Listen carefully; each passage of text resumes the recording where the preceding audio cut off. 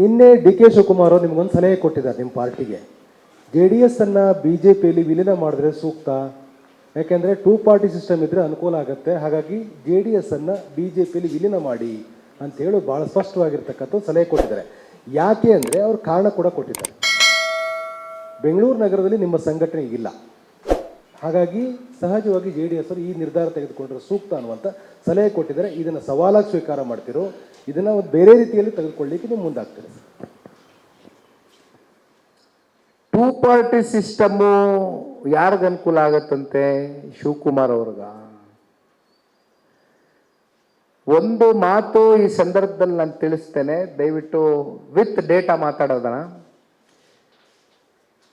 ಜನತಾದಳ ಪಕ್ಷ ಅಂದರೆ ಹಳೆ ಮೈಸೂರು ಪ್ರಾಂತ್ಯದಲ್ಲಿ ಪ್ರಬಲವಾಗಿರ್ತಕ್ಕಂಥ ಪಕ್ಷ ಅಂತ ಬಹುಶಃ ಎಲ್ರಿಗೂ ಗೊತ್ತಿರ್ತಕ್ಕಂಥ ವಿಚಾರ. 34ರಿಂದ 37% ವೋಟ್ ಶೇರು ಹಳೆ ಮೈಸೂರು ಪ್ರಾಂತ್ಯದಲ್ಲಿ ಭಾಳ ಬಲವಾಗಿ ಗಟ್ಟಿಯಾಗಿ. ಯಾಕೆಂದರೆ ಮೊನ್ನೆನೇ 25 ವರ್ಷ ರಜತ ಮಹೋತ್ಸವವನ್ನು ಆಚರಣೆ ಮಾಡಿದ್ದೀವಿ. 25 ವರ್ಷದಿಂದ ಭಾಳ ಗಟ್ಟಿಯಾಗಿ ಹಳೆ ಮೈಸೂರು ಪ್ರಾಂತ್ಯದಲ್ಲಿ ಉಳಿಸ್ಕೊಂಡು ಬಂದಿದ್ದೀವಿ. ಈಗ ತಾವು ಕೇಳ್ಬೋದು, ಕೇವಲ ಹಳೆ ಮೈಸೂರು ಪ್ರಾಂತ್ಯಕ್ಕೆ ಜನತಾದಳ ಸೀಮಿತ್ವ ಅಂತ. ನಾನು 1-2 ಕ್ಷೇತ್ರದ ಉದಾಹರಣೆಗಳು ಕೊಡ್ತೇನೆ ನಿಮಗೆ, ಸುಮ್ಮನೆ ಫಾರ್ ಅನ್ ಎಕ್ಸಾಂಪಲ್ ಹೇಳ್ತೇನೆ. ಈಗ ಸೌದತ್ತಿಯಲ್ಲಿ ನಮ್ಮ ಕ್ಯಾಂಡಿಡೇಟು 30,800 ವೋಟ್ಗಳು ತಗೊಳ್ತಾರೆ ಸೌದತ್ತಿಯಲ್ಲಿ. ರಾಯಬಾಗಲ್ಲಿ ಒಳ್ಳೆ ವೋಟ್ಗಳನ್ನ ಪಡ್ಕೊಂಡಿದ್ದೀವಿ.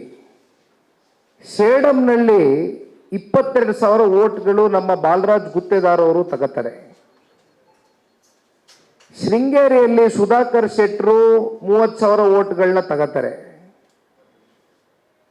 ಅಲ್ಲಿಂದ ಮತ್ತೆ ನಾವು ಅನೇಕ ಕ್ಷೇತ್ರಗಳಿದೆ ಈ ರೀತಿ ಮಾತನಾಡೋದಕ್ಕೆ. ಯಾಕೆ ಇದನ್ನು ಹೇಳ್ತಾ ಇದ್ದೀನಿ ಅಂದರೆ, ಜನ ಅಥವಾ ಕಾಂಗ್ರೆಸ್ನಲ್ಲಿರ್ತಕ್ಕಂಥ ಕೆಲವೊಂದಷ್ಟು ವ್ಯಕ್ತಿಗಳು ಜನತಾದಳ ಪಕ್ಷದ ಶಕ್ತಿಯನ್ನು ಪ್ರಶ್ನೆ ಮಾಡಬಹುದು.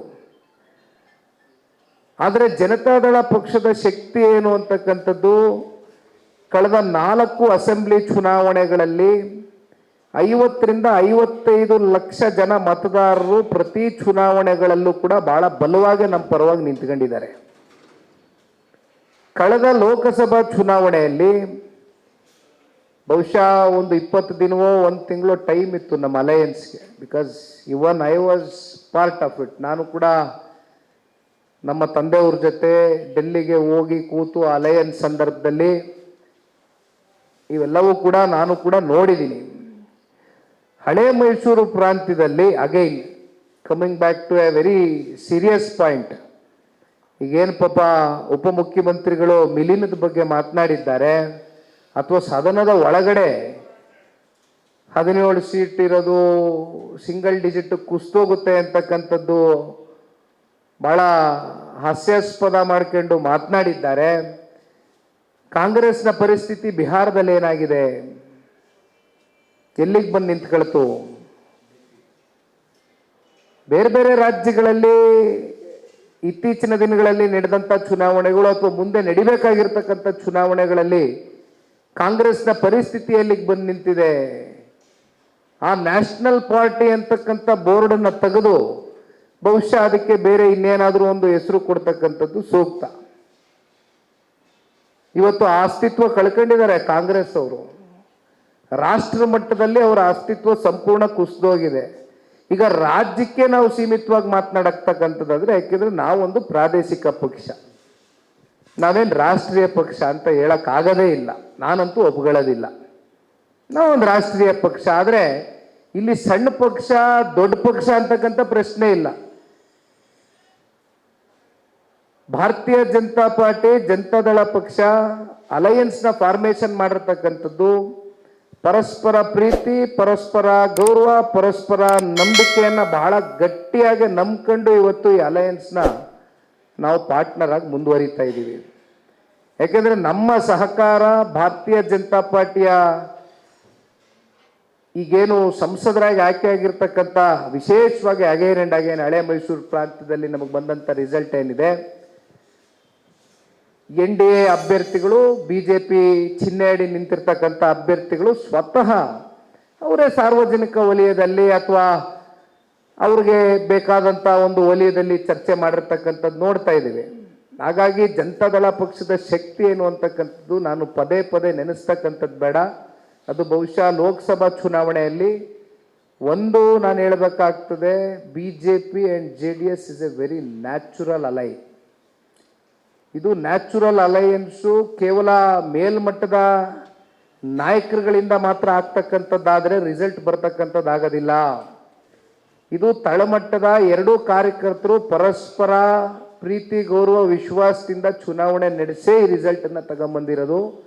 ಇವತ್ತು ನಾನು ಆನ್ ದ ರೆಕಾರ್ಡ್ ಭಾಳ ಘಂಟಾಘೋಷವಾಗಿ ಹೇಳ್ತೇನೆ, ದಯವಿಟ್ಟು ಈ ರೆಕಾರ್ಡ್ನ ಹಿಂಗೆ ಇಟ್ಕೊಳ್ಳಿ. 2028 ವಿಧಾನಸಭಾ ಚುನಾವಣೆ 150 ಸೀಟು ಕನಿಷ್ಠ ಪಕ್ಷ JDS ಮತ್ತು ಭಾರತೀಯ ಜನತಾ ಪಾರ್ಟಿಯ ಅಲಯನ್ಸಿಂದ ನಾವು ಸಾಧನೆ ಮಾಡ್ತೀವಿ. ಇದು ನಮ್ಮ ಗಟ್ಟಿಯಾದಂಥ ನಂಬಿಕೆ. ಜೊತೆಯಲ್ಲಿ ಇವತ್ತಿನ ಕಾಲಘಟ್ಟದಲ್ಲಿ 2.5 ವರ್ಷ ಏನು ಕಂಪ್ಲೀಟ್ ಆಗಿದೆ ಕಾಂಗ್ರೆಸ್ನ ಸರ್ಕಾರದ ಆಡಳಿತ, ಪ್ರತಿಯೊಂದು ಹಂತದಲ್ಲೂ ಕೂಡ ಇವತ್ತು ಲಾ ಆ್ಯಂಡ್ ಆರ್ಡರ್ ಸಮಸ್ಯೆಯಲ್ಲಿ ಬಂದು ನಿಂತಿದೆ. ಅತಿ ಶೀಘ್ರದಲ್ಲೇ ಬೆಂಗಳೂರಿನಲ್ಲಿ 2.5 ವರ್ಷದಲ್ಲಿ ಲಾ ಆ್ಯಂಡ್ ಆರ್ಡರ್ ಸಮಸ್ಯೆಗಳು ಬೀದಿಗೆ ಬಂದು ನಿಂತು ಜನ ಇವತ್ತು ಚರ್ಚೆ ಮಾಡ್ತಾ ಇರ್ತಕ್ಕಂಥ ವಿಚಾರ, ಒಂದು ಹೋರಾಟವನ್ನು ಇದೇ ತಿಂಗಳು ಕೈಗೆತ್ಕೊಳ್ತಾ ಇದ್ದೇವೆ. ಬೀದಿಲಿ ಕೂತು ಹೋರಾಟ ಮಾಡ್ತೇವೆ, ಮನೇಲಿ ಕೂತು ಹೋರಾಟ ಮಾಡೋದಿಲ್ಲ. ಇನ್ನು ಡೆವಲಪ್ಮೆಂಟ್ ವಿಚಾರಕ್ಕೆ ಸಂಬಂಧಪಟ್ಟಂತೆ ಒಂದು ಕಡೆ ಸೋಷಿಯಲ್ ವೆಲ್ಫೇರ್ ಸ್ಕೀಮ್ ಬಗ್ಗೆ ಚರ್ಚೆ ಮಾಡ್ತೀರಿ, ಅಲ್ಲೂ ಕೂಡ ನೀವು ಹಣ ಪೂರೈಕೆ ಮಾಡೋಕ್ಕಾಗ್ತಾ ಇಲ್ಲ. 16ನೇ ಬಡ್ಜೆಟ್ಟು 17ನೇ ಬಡ್ಜೆಟ್ಟು ಮಂಡನೆ ಮಾಡಿದ್ದೀನಿ ಅಂತ ನಮ್ಮ ಮುಖ್ಯಮಂತ್ರಿಗಳು ಹೇಳ್ತಾರೆ. 4 ಲಕ್ಷ ಕೋಟಿ ದೊಡ್ಡ ಪ್ರಮಾಣದ ಬಡ್ಜೆಟ್ಟು ಅಂತಾರೆ. ಬಟ್ ಬಡ್ಜೆಟ್ ಒಳಗಡೆ ಜನಕ್ಕೆ ಏನು ಕೊಟ್ಟಿದ್ದೀರಿ, ಜನಸಾಮಾನ್ಯರಿಗೆ ಏನು ಕೊಟ್ಟಿದ್ದೀರಿ, ನಿಮ್ಮ ಸ್ವಂತ MLAಗಳಿಗೆ ಡೆವಲಪ್ಮೆಂಟ್ಗೆ ಅಂತ ಎಷ್ಟು ವರ್ಕ್ಸ್ ಕೊಡೋಕ್ಕಾಗಿದೆ? ನಾವು ಮಾತಾಡ್ತಾ ಇಲ್ಲ. ಇದು ಸ್ವತಃ ಅವರ ಪಕ್ಷದ ಶಾಸಕರುಗಳು ಸ್ವಪಕ್ಷೀಯರು ಮಾತನಾಡ್ತಾ ಇದ್ದಾರೆ, ಪ್ರಶ್ನೆ ಕೇಳ್ತಾ ಇದ್ದಾರೆ. ರಾಜು ಕಾಗೆ ಅವರೇನು ನಮ್ಮ ಪಕ್ಷದವರಲ್ಲ. ಲೇಟೆಸ್ಟ್ ಹಾಗೂ ಇಂಟ್ರೆಸ್ಟಿಂಗ್ ಸುದ್ದಿಗಳಿಗಾಗಿ ಬಾಸ್ ಟಿವಿ ಕನ್ನಡ ಚಾನೆಲ್ನ ಸಬ್ಸ್ಕ್ರೈಬ್ ಮಾಡಿ. ಹಾಗೆಯೇ ಬೆಲ್ ಐಕಾನ್ ಪ್ರೆಸ್ ಮಾಡಿ. ಇದರ ಜೊತೆಗೆ ಫೇಸ್ಬುಕ್, ಇನ್ಸ್ಟಾಗ್ರಾಮ್, ಎಕ್ಸ್ನಲ್ಲೂ ಮಿಸ್ ಮಾಡದೆ ಫಾಲೋ ಮಾಡಿ.